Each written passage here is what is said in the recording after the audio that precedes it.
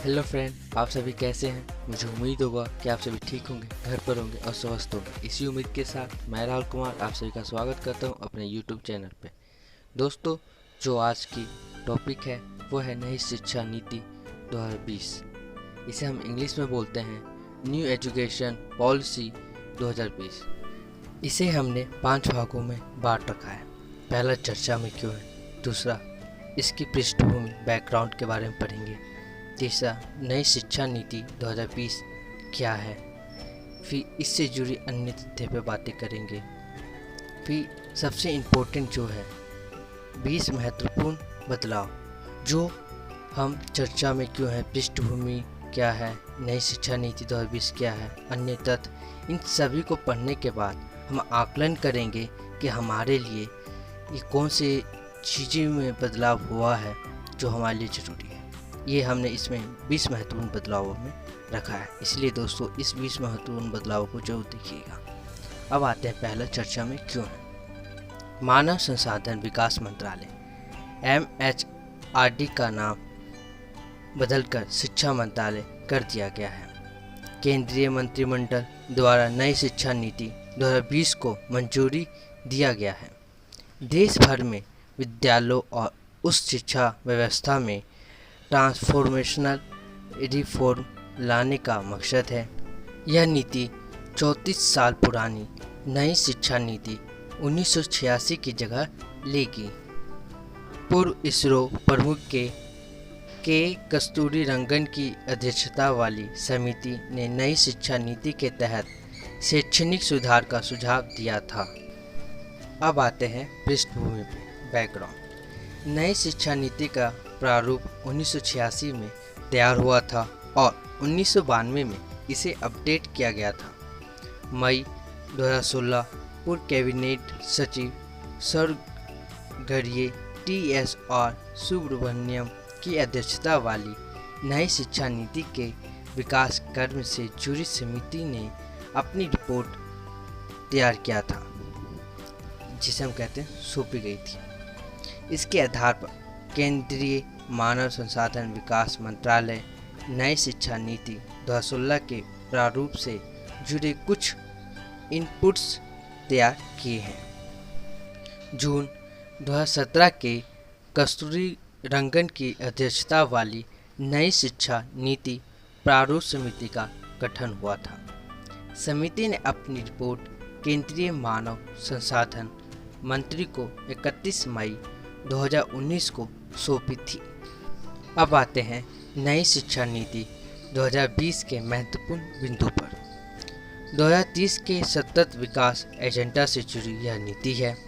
नीति के मुख्य स्तंभ पहुंच, समता, गुणवत्ता, वहनीयता और जवाबदेहिता प्राथमिक से लेकर माध्यमिक स्तर की स्कूली शिक्षा के सभी स्तरों पर सार्वभौमिक पहुंच सुनिश्चित करना है। स्कूल छोड़ चुके बच्चों को वापस लाने के मकसद से अवसरणात्मक सहयोग और नवाचार युक्त शैक्षणिक केंद्रों की व्यवस्था पर जोर दिया जा रहा है। शिक्षा के औपचारिक अनौपचारिक मोड को अपनाना है। विद्यालयों के साथ काउंसलर और प्रशिक्षित सामाजिक कार्यकर्ताओं को जोड़ना है। NIOS national institute of open schooling और राज्यों के ओपन स्कूल के जरिए कक्षा 3, 5 और 8 के लिए ओपन लर्निंग बनाना है।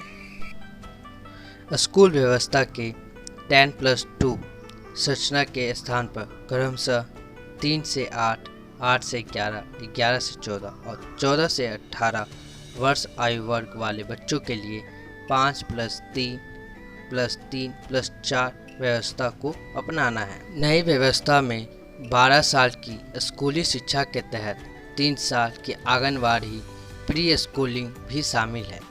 विद्यालय छोड़ चुके लगभग 2 करोड़ बच्चों को मुख्य धारा में लाने का लक्ष्य है। NCERT 8 वर्ष तक की उम्र के बच्चों के लिए national curriculum and pedagogical framework for earlier NCPFECCE विकसित करेगा। फाउंडेशनल लिटरेसी एंड न्यूमरेसी को महत्व देने के मद्देनज़र national mission of foundational literacy and numeracy स्थापित किया जाएगा। नीति में सभी विद्यार्थियों को ग्रेड 3, 5 और 8 में स्कूल एग्जामिनेशन में बैठने का जिक्र ग्रेड 10 और 12 की बोर्ड परीक्षा पहले जैसी रहेगी। स्टैंडर्ड सेटिंग निकाय के तौर पर national assignment centre PARAKH performance assignment review and analysis of knowledge for holistic development की स्थापना किया गया। नीति और गैर लाभान्वित क्षेत्रों और समूहों के लिए जेंडर इंक्लूजन फंड और स्पेशल इंडक्शन जोन की स्थापना की चर्चा किया गया है। उच्च शिक्षा संस्थाओं में 3.5 करोड़ नई सीटें जोड़ी जाएगी। IITS और IIMS की तरह multi disciplinary education and research university MERUS की स्थापना होगी।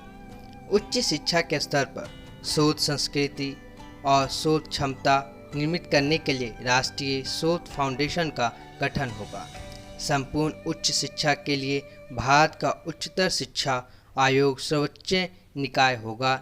इसमें मेडिकल और लीगल एजुकेशन शामिल नहीं है। अब आते हैं अन्य तथ्यों। डिजिटल लर्निंग के मद्देनज़र national educational technology form NETE का गठन होगा। पाली, फारसी और प्राकृतिक के राष्ट्रीय संस्थानों की स्थापना का जिक्र है। नीति में Indian institute of translation and interpretation की स्थापना की सिफारिश की गई है। नीति में 100% युवा और वयस्क साक्षरता प्राप्ति का लक्ष्य रखा गया है।